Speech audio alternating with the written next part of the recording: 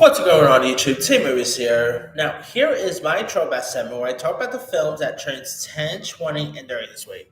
Alright, the films that are celebrating its big 1-0.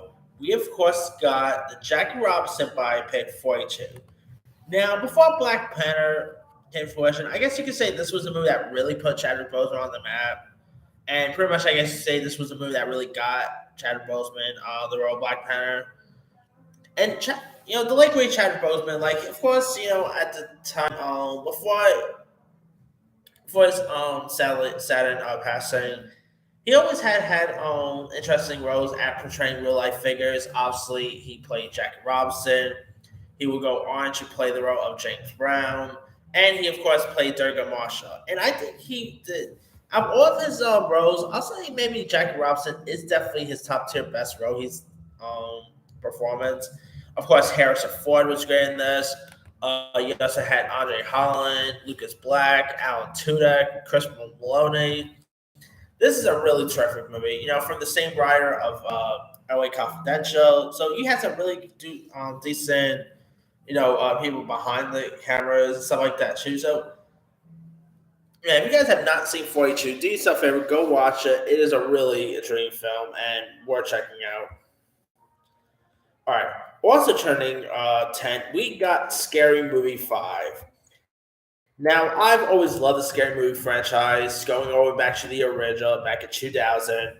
Of course, you had Scary Movie 2, which I enjoy as well. Scary Movie 3 and 4 are great. Part 5 is more of a guilty pleasure of mine. I mean, it's nowhere near as good as the other ones, but I did have a quite fun time with it. Sadly, this was actually pretty much the first scary movie to not have Anna Faris or Regina Hall in it, so that was disappointing. But you did have some intriguing other cast members, like you had Ashley Tisdale playing the lead, former Scary Movie 3 actor Simon Rex was in this. This one also spoof films such as Mama, Sinister, Evil Dead, Inception, Black Swan, and some other supporting players. You also had Sarah Hyland was also in this, Bow Wow, Snoop Dogg, the late Big Ang. You had the late Mac Miller had a part in this, Darrell Hammond, uh, Jerry O'Connell, Cat Williams, Lil Duval, Mike Tyson. So you had some really interesting supporting players who made cameos. I mean, Lindsay Lohan and Charlie Sheen was also in this. So yes, it's not a great film. Of course, it was also from the same director, Girls Trip. It's not a great film, but I had a fun time with it, and it's just nowhere. I admit it's literally nowhere near as good as the first scary movie, but it's fun to watch. All right, also turning 10, we got the Terrence Malick film To the Wonder. Now, this also starred the likes of Ben Affleck, Rachel McAdams, Olga Kurylenko, Javier Bardem. And the film chronicles a couple who, after falling in love in Paris, struggle to keep their relationship from falling apart after moving to the U.S. And this is a really decent little film. I mean, it is a Terrence Malick film, so you know where you're getting at. It has great cinematography, but it is very, I guess, a little depressing at times. But the performances by Ben Affleck is pretty good. Rachel McAdams was great in this. It's not a bad little film. All right, now films turning 20, we got the Adam Sandler, Jack Nicholson comedy, Anger Management. If you guys don't know much about the story about this, it stars Adam Sandler, who plays this businessman who is sentenced to anger management program under this renowned therapist played by Jack Nicholson. This was directed by Peter Segal, who also gave us 50 First Dates. He also gave us that movie My Spy with Dave Bautista. And you also had some other folks like you had Luis Guzman popping up in this, Marissa Tomei, Heather Graham, even cameos by Derek Jeter and Rudy Giuliani. John Turturro's also in this. John C. Reilly if you ever want to see John C. Reilly play a monk, this is what you get here. I mean, I love Anger Management. The scene, of course, the scene when they're in the car and saying "I feel pretty" always puts a smile on my face. I always get a kick out of that line. Yeah, I love this one so much. It's definitely your classic Adam Sandler as great, and his chemistry with Jack Nicholson is off the chart. I mean, Jack Nicholson is so great at this, man. Really fun. If you guys have not really seen Anger Management, do yourself a favor, go watch it. There's even a TV version of it called, with Charlie Sheen, which isn't as bad either, but nothing beats the film version. I mean, definitely give Anger Management a go if you guys haven't seen it. All right. Films also film turning 20. We got Johnny English. Of course, the first installment of the Johnny English franchise. Of course, this ended up being like a James Bond spoof starring Rowan Atkinson. And I mean, Rowan Atkinson, I've always liked, whether it's his Mr. Bean role, whether he's voicing Zazu in The Lion King. Loved him in Rat Race. Who remembers Rowan Atkinson in Rat Race? Who remembers him in Scooby Doo? Who does not love Rowan Atkinson? I think this guy's always great. And Johnny English, of course, they did do like two other sequels. Um, we had Johnny English 2. Then there was, of course, Johnny English Born Again, I think it was called, or Reborn. But the first film is really fun. I mean, my favorite James Bond spoof will obviously be Austin Powers. This movie is nowhere near as funny as the Austin Powers movies are, but it's still really fun, clever, great performances all around. If you guys haven't seen it, do yourself a favor, go watch it. They are really fun flicks. All right. Also turning on 20, we got Better Luck Tomorrow, which is directed by Dustin Lin, who will go on to direct some of the Fast and Furious movies. And believe it or not, there's also, if you guys don't know much about the story of this, the film is about Asian American overachievers who becomes bored with their lives and they decide to enter a world of petty crime and material excess. And it does start the likes of Perry Chen, Jason Tobin, Sung Kang, John Cho.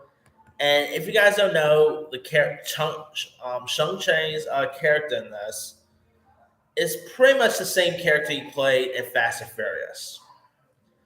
So there's always like some connection, like a bit of a Fast and Furious and a Better Luck Tomorrow connection. Obviously, he's the same director, one of the same star, same character.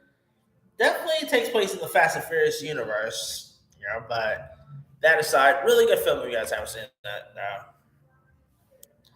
I mean, of course, it's really cool to see us, to see more Asian-led films nowadays. I mean, at the time, there wasn't as much, but ever since, Crazy Rich Asians came out, we have been getting more, really interesting Asian-led films or even shows. I just checked out Beef, and that show's terrific. Joyride looks great. It's really cool to see Asians more getting a repetition here, and I'm hoping this. If you guys have not seen Better Luck Tomorrow, do yourself a favor, go watch it. Really terrific film there. To be honest, I used to always call it the Asian American Pie. Definitely had a bit of an American Pie feel to it. I'm not saying that because John Cho's in it, but yeah. All right. Also turning 20, we got Rob Zombie's House of 10,000 Corpses. Of course, it centers on a group of teenagers who are kidnapped and tortured by a psychotic family during Halloween after traveling across the country to riot buck here. Of course, this will go on to spawn two other sequels, one of which was The Devil's Rejects. The other one was most recent, Three from Hell. I mean, House of 10,000 Corpses is amazing. Definitely had some really decent performances. You had Sherry Moon Zombie was also in this. You had Bill Moseley. Years before he played Dwight on The Office, you had Rainn Wilson popping up in this. Chris Hardwick. You also had Dennis Fempa. Walter Goggins was in this film. It's so gruesome. Definitely, this was, of course, Rob Zombie's first ever feature, and he did a really decent job of it. I know the cool thing is you hate on Rob Zombie's work and everything, but I don't mind his films. And House of 10,000 Corpses is one of them I enjoy. So if you guys have not really seen House of 10,000 Corpses, give it a go. Even if you're not a Rob Zombie fan, there are people who still appreciate this film. So, yeah. All right. Now the film's turning 10. Oh boy, we got a lot of good ones here. The film's turning 10. We got Instant Proposal, which is directed by Adrian Lyne, who is best known for directing erotic movies like obviously Fair Attraction, 9.5 Weeks. Most recent, he gave us that terrible Hulu film, Deep Water, with Anna de Armas and Ben Affleck. That was horrible. And this film starred the likes of the aforementioned Woody Harrelson, Robert Redford, Demi Moore, Billy Bob Thornton was in this, Herbie Hancock, Rip Taylor.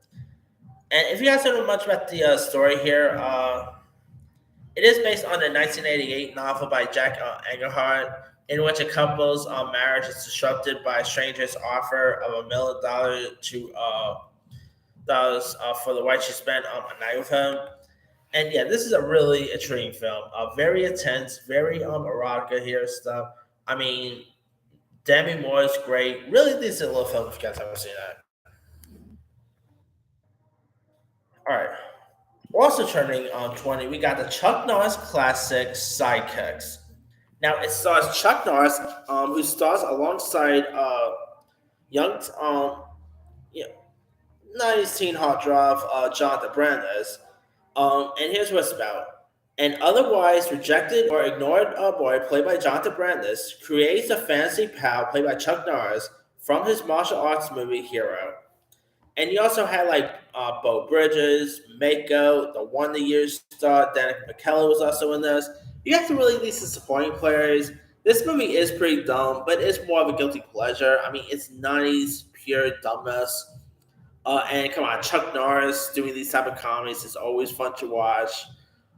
Jonathan Brandis, man, gone way too soon. He was always a really good actor. Like it's a shame that he sadly passed away at a very young age.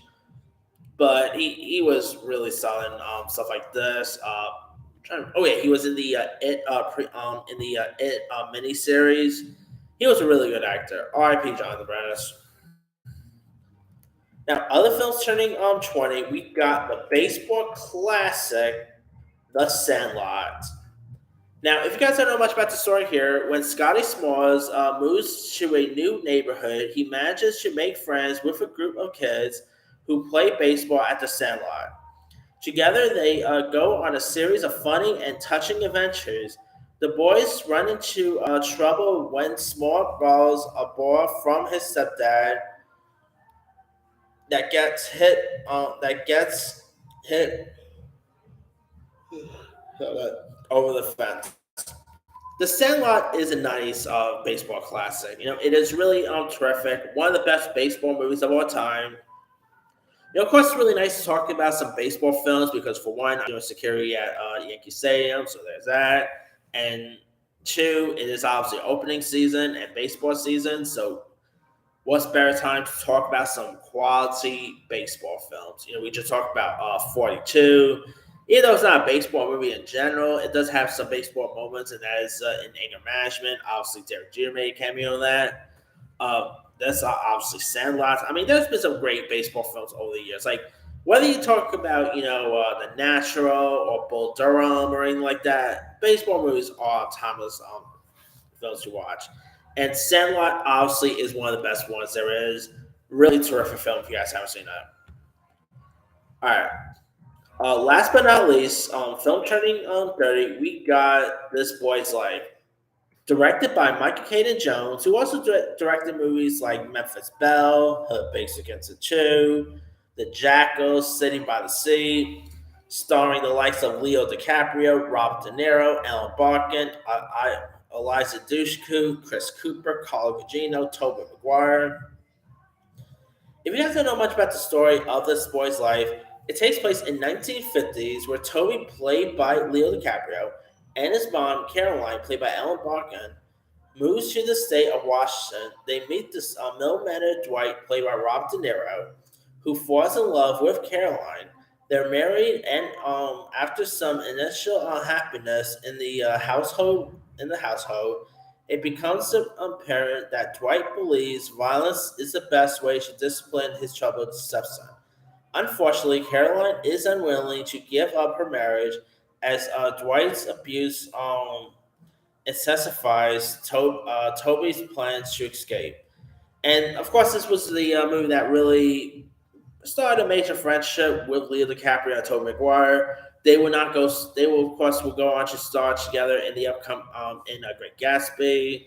Rob De Niro and Leo DiCaprio are, of course, in the upcoming Kills of the Flower Moon with Martin Scorsese. So they've done some really cool stuff beforehand. But yeah, this is a really terrific film. Really decent coming of age tale. Tobey Maguire, obviously, this was years before Spider-Man fame, so Tobey Maguire was great in this. Leo DiCaprio was great. I mean, really decent film if you guys haven't seen that. But that's pretty much it. Let me leave you guys. Which of these films stand out to you the most? The 10-year ones, I'm of course going to go with 42. The 20-year one, I'm going to go with the Adam Sandler, Jack Nicholson classic, Anger Management. And obviously, the 30-year one, I'm going to go with The Sandlots because that's a childhood favorite of mine. Drop comments below. Don't forget to like, subscribe, hit that bell for notification. This is Henry Sire.